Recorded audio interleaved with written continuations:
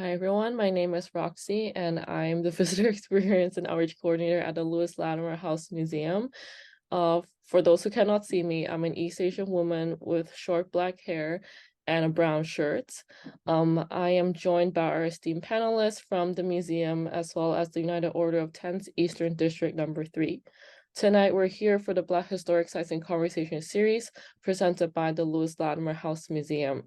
Black Historic Sites in Conversation is a series of virtual talks in collaboration with different Black heritage sites and cultural centers in the greater New York City area about the ongoing work of preserving, interpreting, and celebrating Black history and historical figures. Tonight's program is supported by the Mellon Foundation. Every community owes its existence and vitality to generations from around the world who contributed to their hopes, dreams, energy to making the history that led to this moment. Some were brought here against their will, some were drawn to leave their distant homes in hopes of a better life, and some have lived on this land for more generations than can be counted. Truth and acknowledgement are critical to building mutual respect and connection across all barriers of heritage and difference. We begin this effort to acknowledge what has been buried by honoring the truth. We are on the ancestral lands of the Lenape people. We pay respects to their elders, past and present. Please take a moment to consider the many legacies of violence, displacement, migration, and settlement that brings us here tonight. And please join us in uncovering such truths at any and all public events. Here are a few links that I'll share in the chat for more information about the Lenape people.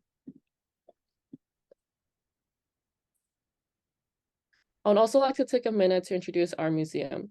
The Lewis Latimer House Museum, as you can see behind me in my background, was the home to Black inventor Lewis Latimer from 1903 to 1928 in Flushing, Queens. He contributed to modern technologies, including the early elevator system, bathrooms in railroad carts, the telephone, and most notably, the carbon filament light bulb. Before we start, after this introduction, we'll hear a presentation from speakers from the United Order of Tents, Eastern District 3, followed by a conversation between the panelists and a Q&A session. If you have any questions that you would like the panelists to answer, please feel free to share them through the Q&A function in Zoom. We will likely be able to get to 8 to 10 questions depending on the time. There is also an option to upvote any questions should you see your question in the existing list. Please also feel free to comment, share your thoughts in the chat as the presentation goes.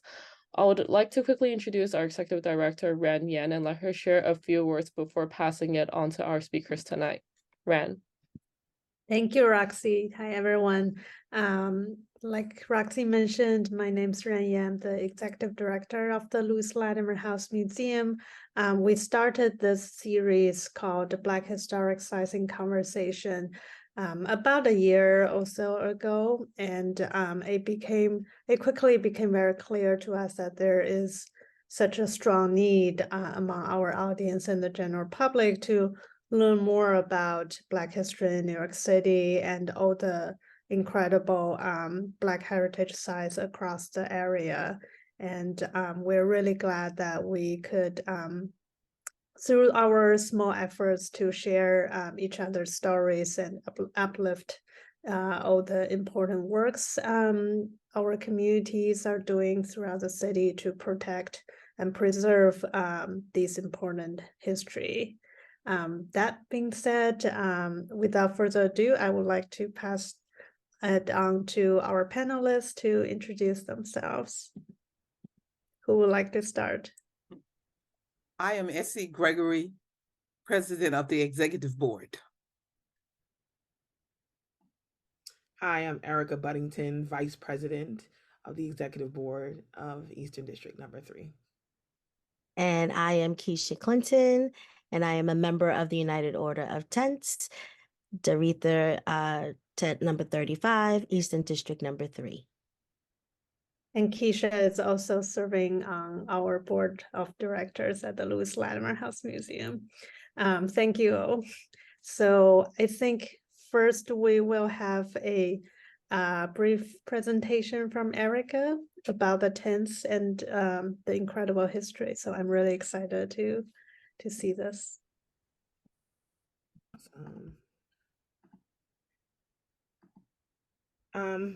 So just a little bit about us. We are United Order of 10th Eastern District number 3, and in front of you, you are looking at 87 McDonough Street in Bed-Stuy, Brooklyn. Particularly preserved. This is a historic community. It is very much a landmark community. And a little bit about us. We are a Black women's fraternal organization established in the 19th century. And the United Order of Tens, our umbrella organization, national organization, gave aid to those escaping enslavement via the Underground Railroad. Our current mission is to work for the social and economic liberation of Black women and girls to enrich and empower their communities. And we recognize and solve issues through our bond of sisterhood. So, we live by a few principles, and one of those principles is unity. Here, you're going to see pictured one of our community events, and we definitely spend a lot of time amongst our community. This is our Sankofa event that happens in the spring, and it's where we get together to delve into our history, recruit new members sometimes, foster new relationships, and create unforgettable memories through fellowship. Additionally, we exemplify unity with our partnership with the Macon Library and many other Bed-Stuy organizations, and host events that celebrate Black history and women's history. And we welcome the public to join us always. Liberty, another principle we live by. And this is a picture of our beloved Lenny, rest in peace, who was caretaker of our headquarters, our president, Gregory, and a group from a local AME church that helped us to facilitate cleaning in our yard. And so, we place great emphasis on maintaining these strong connections with community organizations, representatives, and politicians, and share a dedication to advancing our continued freedom.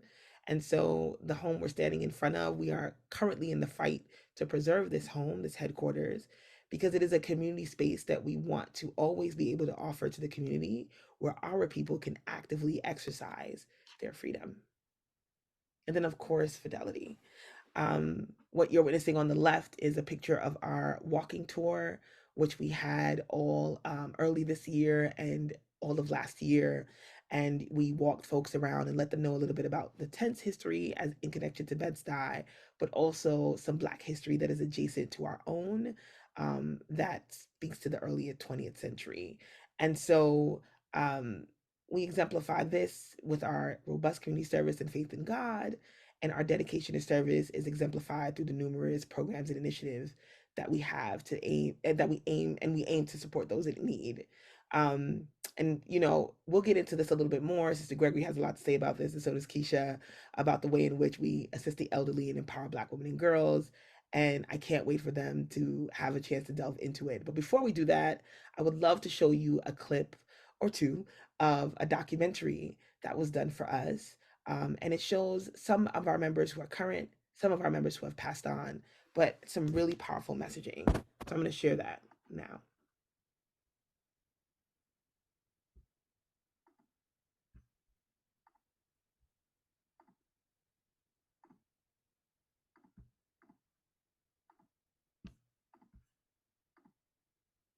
All right.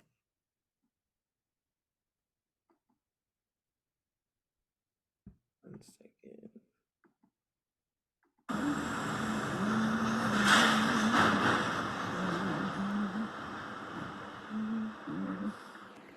Sweet hope there, sweet affair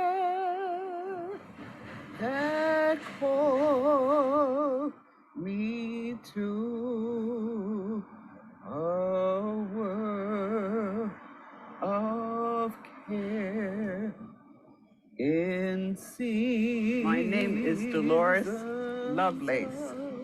I live right across the street from the tents, and I used to wonder about it. I was just very, very curious about it, of what was going on in there. I used to see the women going in and out of the building, and they were always dressed in white.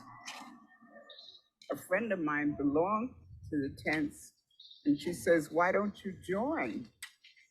And after thinking about it, praying about it. I said, all right, I would join. And it's been quite an experience.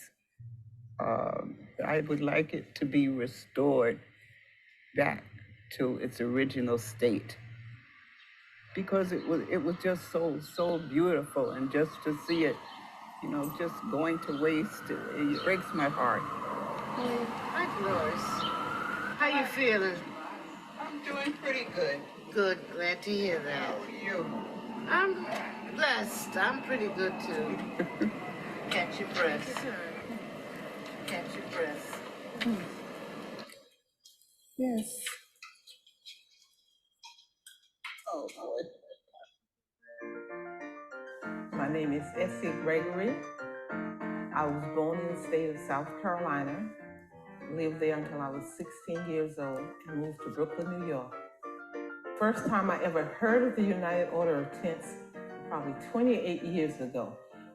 The door to the room was closed, and they said, you cannot enter. And when I peeped inside, it was dark inside. Then I became inquisitive. I said, I want to join that organization to see what they do in the dark.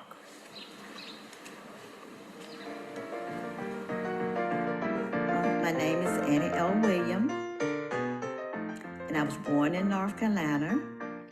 And I was just coming out of high school, graduating.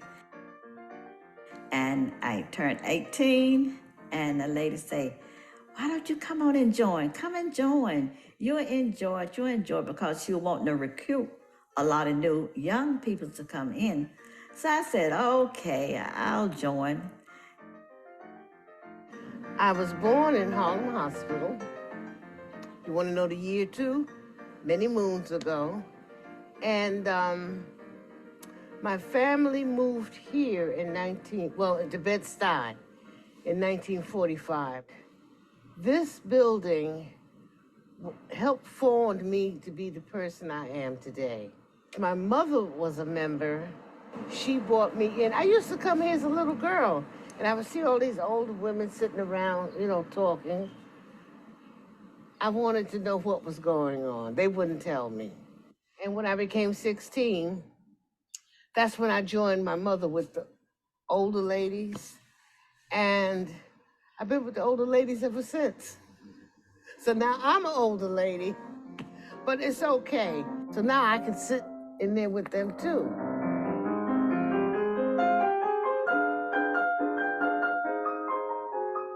The history of the United Order of Tents. This organization to some may seem to be a new thing. To others, it may seem ancient. Most of us have heard of the Underground Railroad, which were born in the dark days of slavery.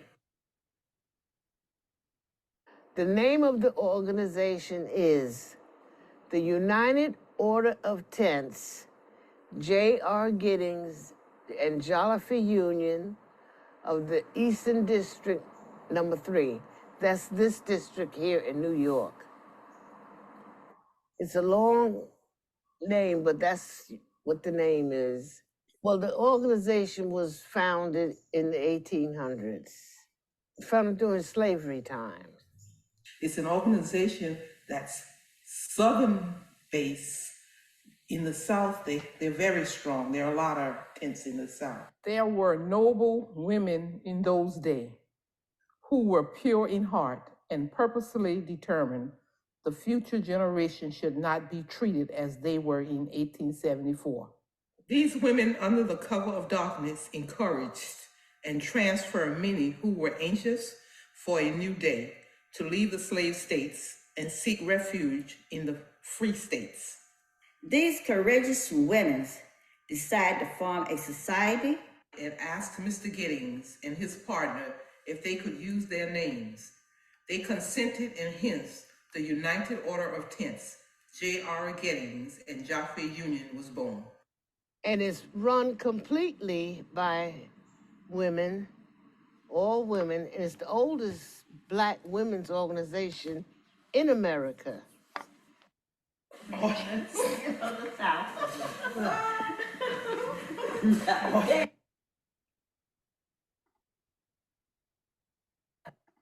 like different programs in this room.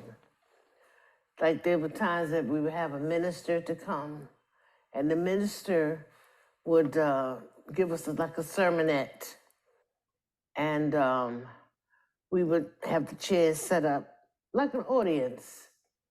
And we had some good times here, some really good times here.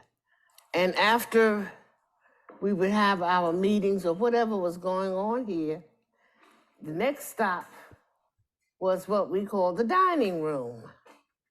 And we would have, you know, refreshments, but you can't see it from here. But all of it, that back wall fireplace. And you see they went down to the brick. But all in all, I would say it's a pretty strong building because the building was built in the 1800s and we used it a lot. It was beautiful. It was beautiful. All of the woodwork inside, you know. I was always fascinated by the woodwork, the arched doors, and it just means a lot to me to have it, you know, back the way it was. All right.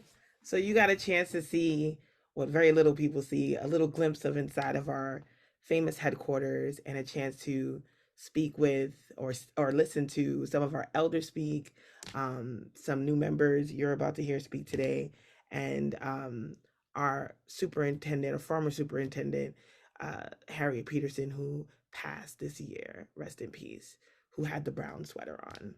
So I'm looking forward to telling you a little bit more about our organization alongside Sister Clinton and President Gregory.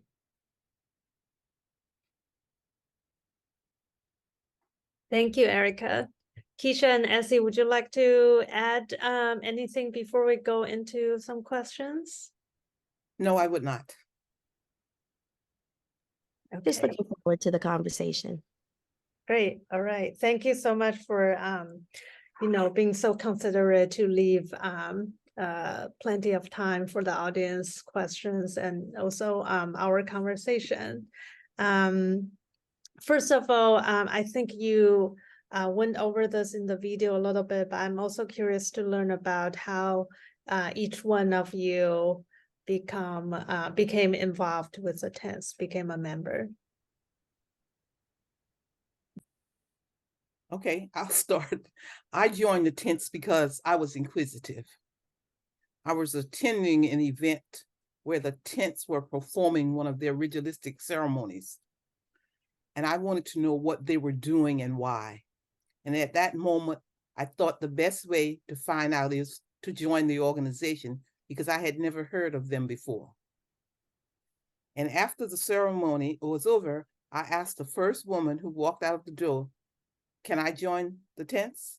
She said yes, and asked for my address. She said, "I'll mail you an application." Hence, 2 years later, I received it, filled it out, and joined. I became interested in the preservation of our headquarters building there because the building was fastly declining, and I wanted it to remain a part of Bed-Stuy community and offer service to the greater New York area. I became involved in the United Order of Tents because of my love of history, particularly African-American history, African-American women organizations and groups, as well as historic homes, and quite frankly, curiosity. I passed the house many times, but had no knowledge of this dynamic organization until I was prompted by a friend in another organization to attend a special virtual screening and information session on the 10th of 87 McDonough Street, which is what we just saw. And this screening was sponsored by the Tents and co-sponsored by the New York Brooklyn Public Library, the Macon branch. And after the viewing concluded with a discussion of some of the elders of the organization speak, having a discussion, and my curiosity piqued even more. And I kind of fell heart first into the organization.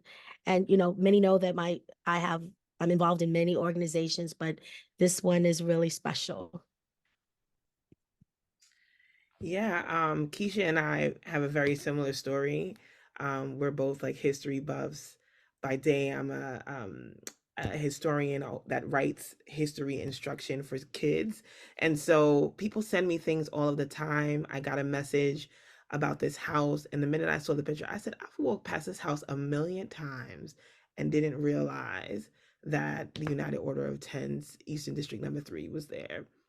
And so, of course, I literally put my boots on, walked the few blocks because I live in Bed-Stuy to the home, and the artifact that I'd missed all those times was right there above the door. And I Googled the name of the organization, and I stood in front of that gate for probably an hour because I was just reading and reading and reading and was so fascinated with what I'd found. And so when I had the opportunity to join, and I formally met President Gregory, I was like, yeah, this is it. So that's how I got to be here. That's wonderful. And our audience is also really curious about the history of the tents in general. I think the video mentioned it started in the South during the dark time of slavery. And obviously, now we have you have this chapter in Brooklyn, and we also incredibly have audience members who are also in the tents joining from Philadelphia. So is it mostly East Coast, or what's the areas that tents have been active in the country, and are there more interesting history you could share with us about the tents and its development? Erica? Oh, absolutely. So the tents were actually established in New York. While we have multiple districts, a Southern District and Eastern District, we were actually established here. And so I really should start with the fact that 2 formerly enslaved women knew that in people that were, and at the time they were not formally enslaved, but they knew that people that were seeking freedom would need assistance, particularly women and children. And so they established spaces so those people could seek refuge while making their way to freedom. And a lot of that information is not public because this is during a time where it would not have been made public, where it would not have been written down. Those women, after enslavement was over, partnered with 2 abolitionists to ensure that they can open a formal organization and serve those same women, children, elderly, and bury the dead with dignity, right? And so they started this organization, and the way in which I found out about this was through going through newspaper archives, and I came across articles where they were essentially having these meetings, and journalists were furious that they could not find out what was happening in these meetings.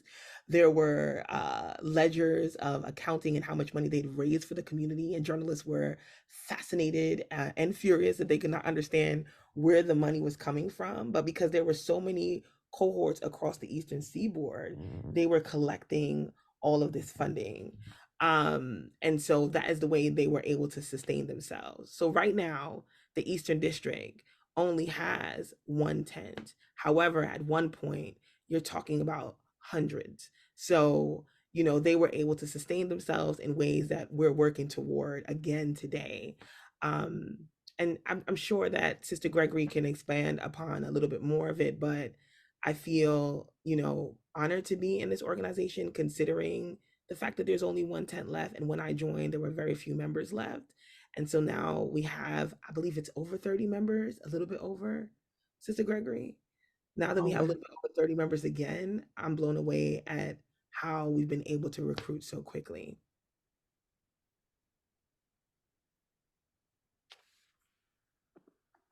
Essie and Keisha, would you like to add anything?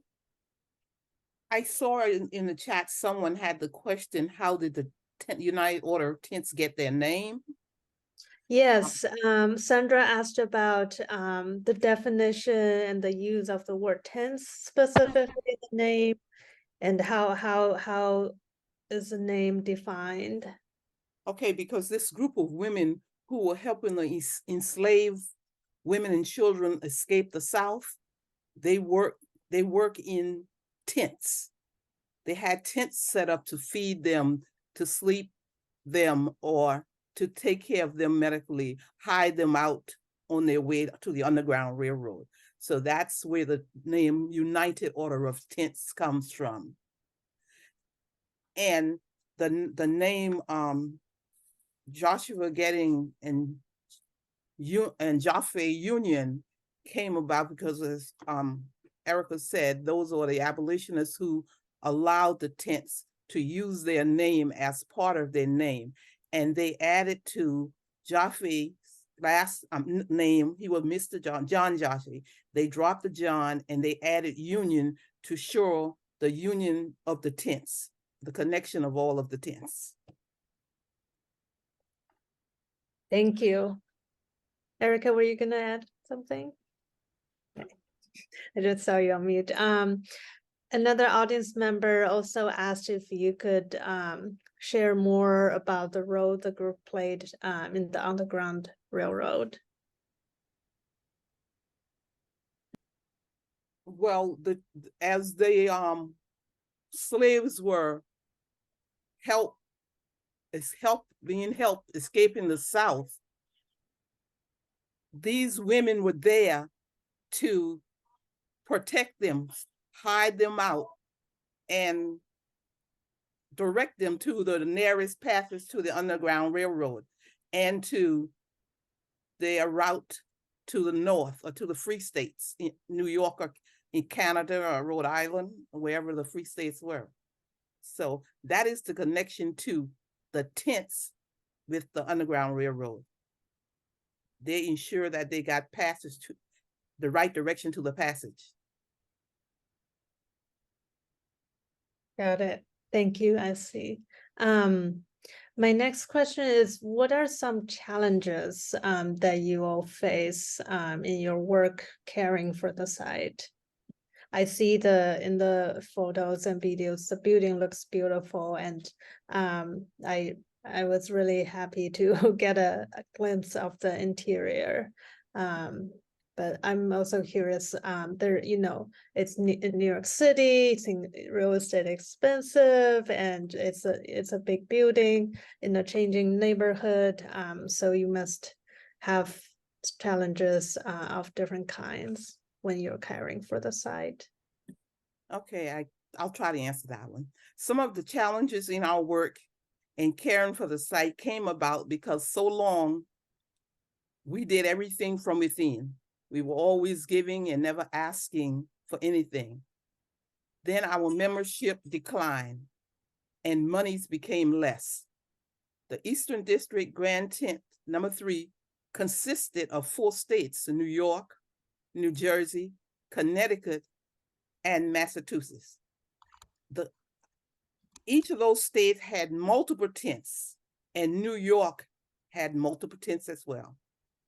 The Eastern District was self-sufficient because they had enough members paying dues, making donations to support all their effort. They did not need any outside help.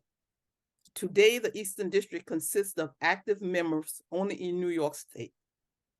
From their slavery days, these women were used to giving and not accepting anything, and that mentality carried through into the 60s, 70s, and 80s. The membership began to decline because of death and/or age. As the membership declined, there was no effort for recruitment. We lost knowledge and leadership in our membership. As the membership age and popularity of fraternal organization declined, some tents were disbanded and closed. The building reached the point where it needed more complicated renovation.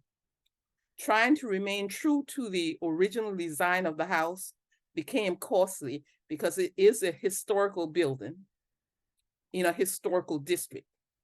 So there it should all, we cannot do anything to the outside but the original. It must always remain original.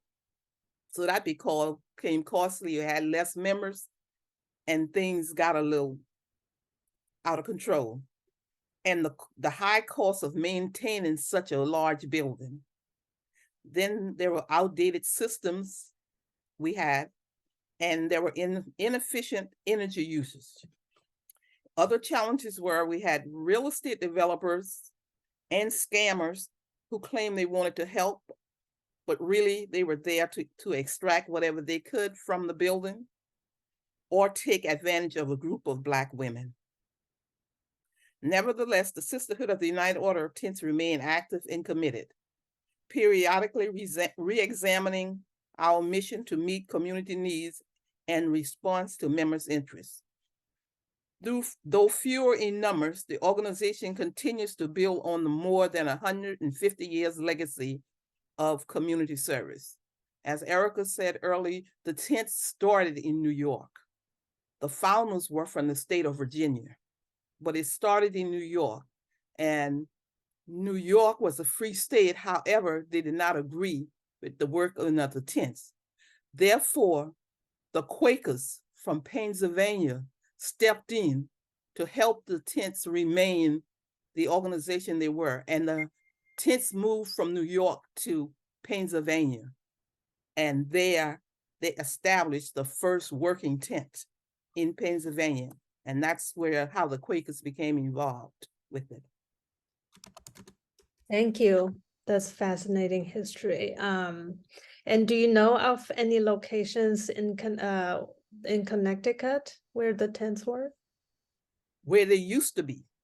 Right. There are no active tents there now, but it's our desire and hope to recreate tents in Connecticut. Great. And also we know that a lot of the societies, secret societies or non-secret were affiliated with religious groups, churches. Some were started by religious groups, some actually resulted in the establishment of new churches and religious groups. So are the tents also affiliated with any religious group in any way? Well, yes, because in order to be a member of the tents, you should be a Christian. And at one time, our headquarters was home to several churches. But today it is not, because we are not working out of the home. We are in the process of re-renovating it. And we yearly, we participate in at least one service together in a church as an annual Thanksgiving service. And all of our members come from some church. At one time, we had a lot of members who were members of the same church. That makes sense. And one audience member also asked, did women from the group ever face any consequences like arrest or physical harm because of their work on helping those trying to escape enslavement? Well, back in those days, I'm sure they tried. That's why the tents is such a secret organization. No one heard about them or talk about them, because whatever they did it so secretly that nobody really knew about it. There were times, that's how they met Joshua Getting. They were helping a family escape the South, and Mr. Getting was standing there at the line, and they thought at that time he was an enemy. They were going to take them back to the plantation. But then they found out he was a friend. He was somebody who was a friend. So there are not many stories where they were actually caught doing this, because they were so secret in doing it. But I'm sure there was a time or two that it happened. Right. And I'm wondering, since, the secrecy was so important to the survival and development of the group. I'm also curious about the most recent decision to go public, for lack of better word. And Keisha, Erica, it sounds like you two have joined after the group became more public. So I'm also wondering about how that was like for you, and Essie, for also for you to see the group go from a more secret group to a group publicly recruiting and having more publicity for the group.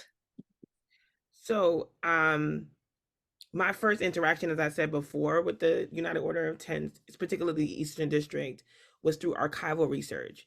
And there's no way that I could have been able to obtain that archival research if all the work they were doing was a secret. So everything that I learned about them was public in the newspaper. Everything from, the Southern District aligning themselves with government housing and getting funding from the government to open up facilities for elders, facilities for families that needed it, public Christmas parties, meetings and conventions, list of who was going to be there. All of their work was extremely public. They have a junior tent with young women and girls. Someone asked that question earlier. For young women who want to make it through the pipeline and become formal tent members. All of this was public. Flyers, pictures, and lots of information about what happened.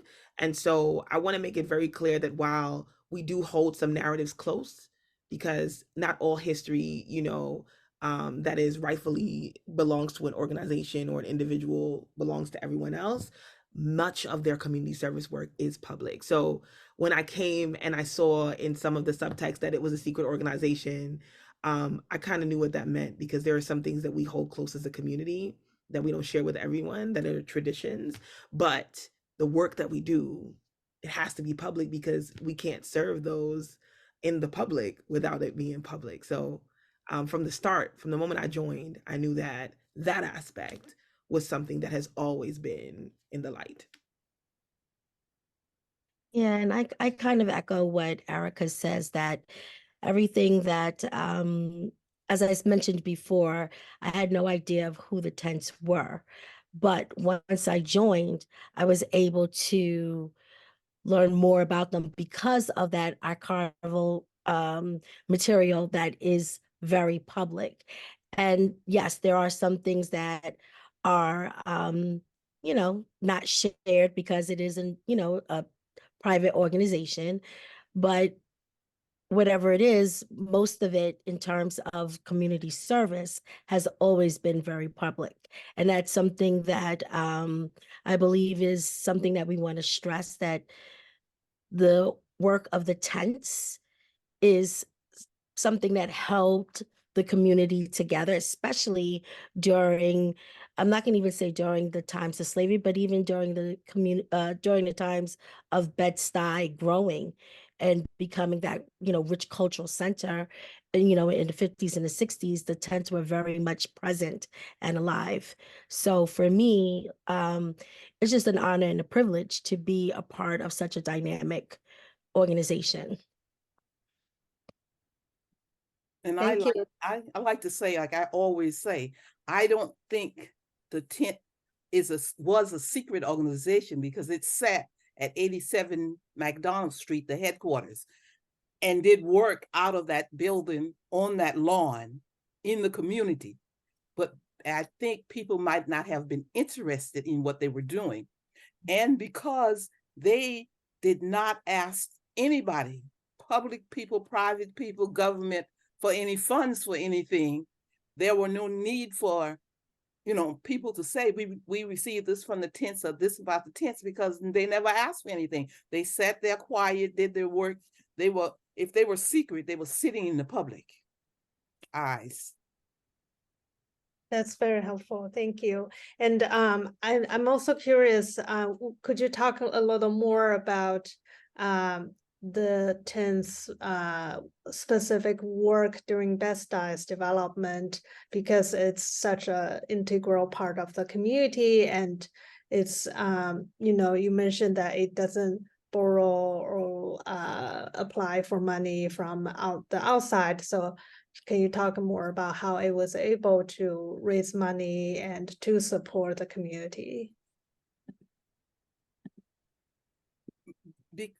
Back in the early days, the tents had, or the Eastern District itself consists of 4 states, and they had lots of members who paid dues to the tents and made donations to the tents.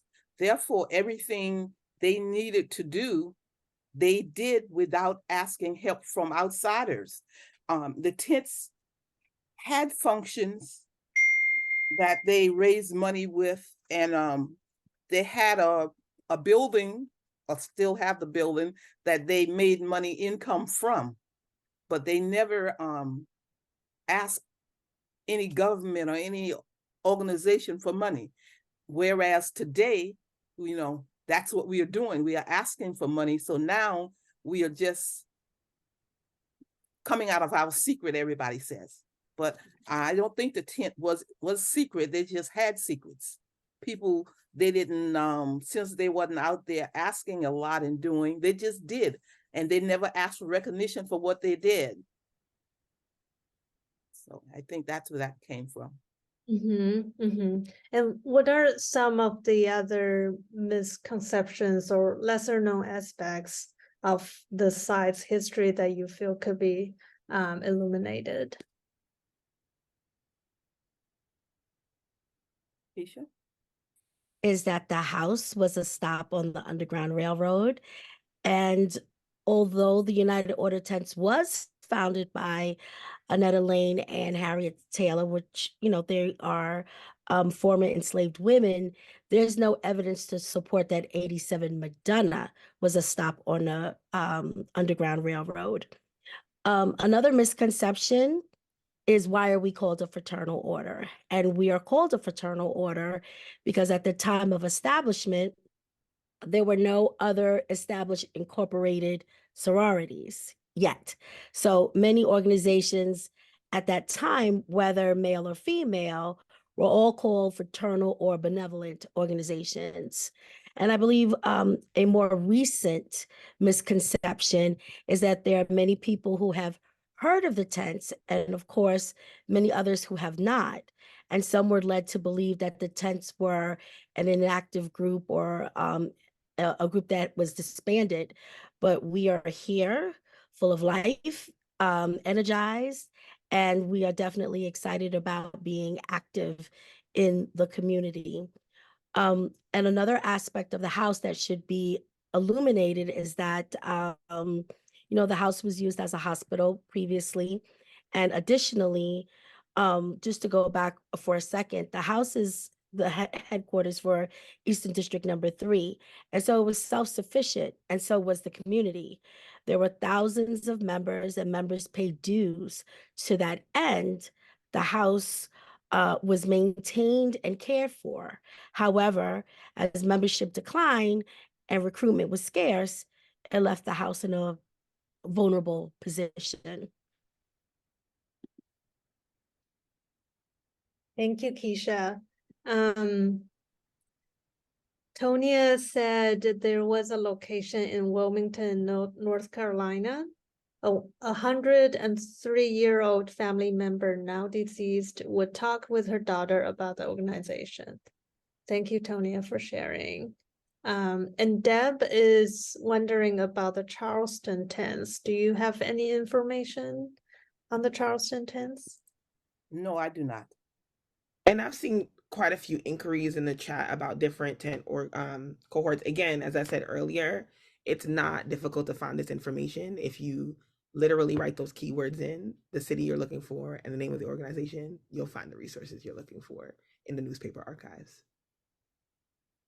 Thank you, Erica. I'm sure a lot of audience could use your tips on researching this history and their own family histories. I also have another question. How do you think the tents, the history of the site connect to the greater New York City area's Black history, and also how it contributes to the narrative of the broader Black history. The Tent's headquarters has been an epicenter of mutual aid active amongst Black women since 1945 in the Bed-Stuy community. The Tent's mission is to care for the sick, comfort those in distress, bury the dead, provide a home for aged and infirm women, and the orphans of deceased women of all races and nationalities. In addition, uplift fallen or less fortunate women, uphold women to the highest standards of Christian living, and strive to achieve high standards within our nation, to work and encourage young girls to achieve their maximum potential in society. It is the oldest Black women's organization in the United States, managed completely by women. For over 77 years, the largely mutual aid society has provided financial assistance and burial insurance, facilities to care for the elderly, support our orphan, and scholarships for Afro-American students in the Eastern District. While some of their larger projects and gatherings have been visible to the public, the Tents has engaged in primarily unrecognized community service. We periodically re-examine our mission to meet community needs and respond to members' interests. Though fewer in numbers, the organization continued to build on its more than 150 years legacy of community service. This building, it has fulfilled multifaceted needs of our organization, serving as a meeting place for subordinate tents and other groups in the community, stage for our sacrifice rituals, office managerial space, fundraising event venue, and income producing property. So I think the tent have a close relationship with the community, or at least the Eastern District where we sit. Thank you, Essie. Sharon asked, how many active tent locations are there in the United States? Do you hold conventions? Maybe that's an idea for, for a future convention. No, District 4, it's 4 districts. District 1, Southern District 1 is in the South. It consists of Virginia and North Carolina. Southern District 4 consists of the state of South Carolina. Northern District 2 consists of Delaware and Pennsylvania. Eastern District 3 consists of New York, New Jersey, Connecticut, and Massachusetts, although the other 3 are not active right now. And we do have a biennial encampment. You call it convention, we call it encampment. And it rotates in each district every 2 years. Great. Yes, thank you, Erica, for typing in the answers in the chat. We have another question in the Q&A. Did the tents have any connection with Ida B. Wells that took in young women coming in from the South and training them to be self-sustaining, protected them, and housed them in New York? Not to my knowledge.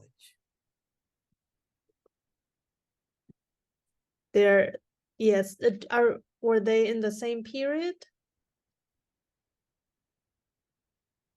Do you know if they had any overlap? I've never studied it. Yeah, the tents have existed since the 19th century, so there's clear overlap. However, yeah, no. I read an article just yesterday on the internet that says the tents was affiliated with many other organizations in the early days. That would make sense. Is Rhode Island also part of the Eastern District? Yes. Yes. Sorry, Stephanie, I think we might have missed that one earlier. Great. I have another question that I would love to ask all of you.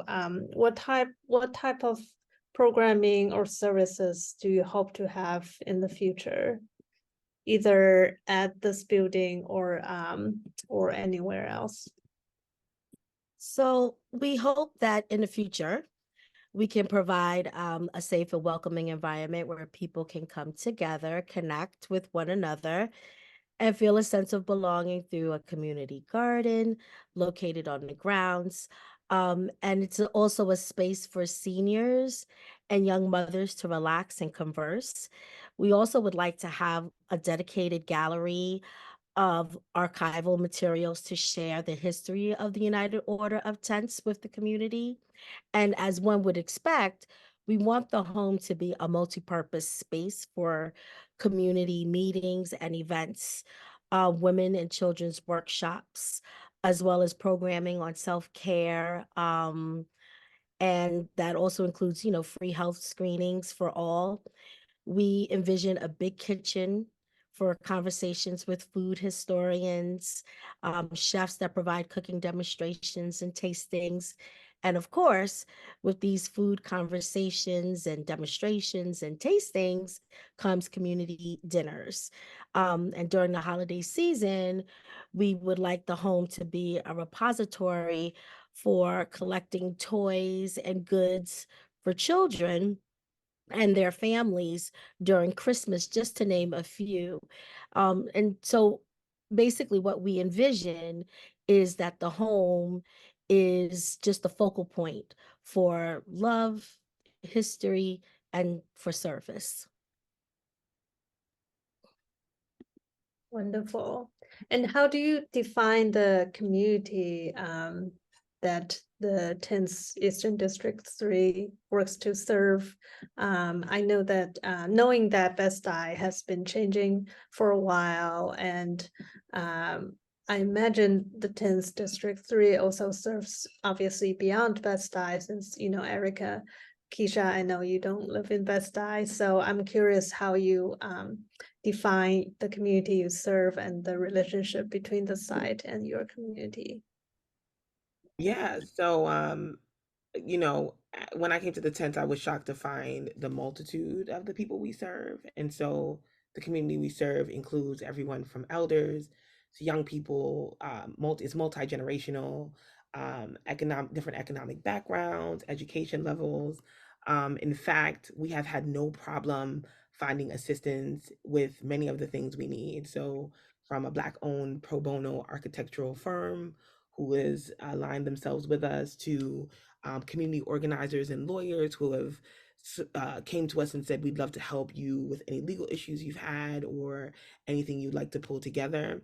It's very clear that even, yes, we aim to serve these people, but we're getting a multitude of diverse professions and levels coming to us as well. So absolutely. And, unemployed folks, working folks, people that are in our elder homes, etc.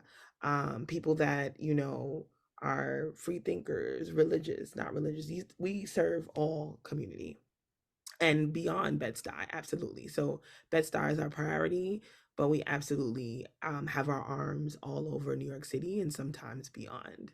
So some of our members even live in New Jersey and they come all the way to New York to be a part of our organization. Oh, that's incredible. Thank you, Erica.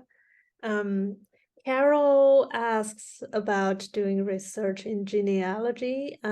She does research in South Carolina, Georgia, North Carolina, and are there any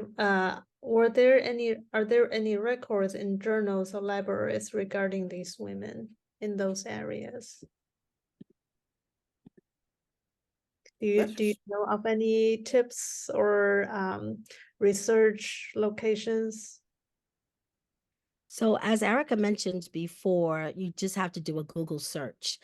We're not necessarily familiar with the tents in South Carolina, Georgia, and North Carolina in terms of their established tents. So to research anything in those areas, you would have to either go to their archives, or you could link up with a historical society in any of those areas and ask about the United Order of Tents. And I'm sure any of the public libraries may have some information, but I would start first with Google, and just put in South Carolina and the United Order of Tents, and go from there. Usually it's a rabbit hole that you go down. Once you see something, then you see something else, and then, you will find the information that you're looking for. Yeah, and just to echo again earlier, it's you can pretty much go into any newspaper archives, whether it's the Library of Congress, like their paper trail is very evident across the Eastern Seaboard. So if you put in your operators, Charleston and United Order of Tents, or Delaware and United Order, work that they've done with churches, the community, government, etc., across generations will definitely pop up through articles. And yeah, just to add, our national president just told me a couple of weeks ago, all the information we need is in the Library of Congress on the tents. Great, thank you. Roxy, would you say oral history play a bigger role than traditional understanding of archival records research when it comes to learning about the history of the tents? For me, it absolutely has. We definitely have had narratives passed down to us from elders in the organization. Every single time I'm in a tent meeting or I meet up with a tent sister that has been in the organization for some time, I hear something that is riveting, blows my mind, excites me. They really give context to a Bed-Stuy that I was not alive for. So I appreciate them for that. Yeah, and I would also add, some of the audience members mentioned their own families hold incredible history in their memories. So I would encourage everyone to record them or write them down so that future generations have that access to either recorded oral history or the written version. Also, I remember another question asked if there is any written history published about the tents. No, there's not much written about the tents for the public except what you could find in the Library of Congress on the internet. But because we got to remember that this organization started during slavery time, where they could not write a lot of stuff down, and that mentality carried through even present day. It's a lot of things that are not written yet. Yeah. All right. Thank you so much to all our panelists. We are at time. So I would also like to thank our audience members who asked incredible questions. One last question. Deborah asked if the site is open for visiting at any time. No. It is not open. We are in the process of renovation now, so it's not opening for visiting yet. But when it's renovated, we're going to have a grand opening for the whole United States. And you can sign up or apply to join as a member, right? Absolutely. Yes. I put the application inside of the chat, but I'm also putting the website again in the chat. Oh, Roxy, there we go. Thank you. Roxy just placed it inside the chat one more time. And you can also follow us on Instagram. I'll Friends, put it in. To write is to review, to expose to danger. Discretion was undoubtedly undoubtedly paramount. Yes, thank you, Francie. Thank you, everyone. And thanks again to our amazing panelists and for Roxy.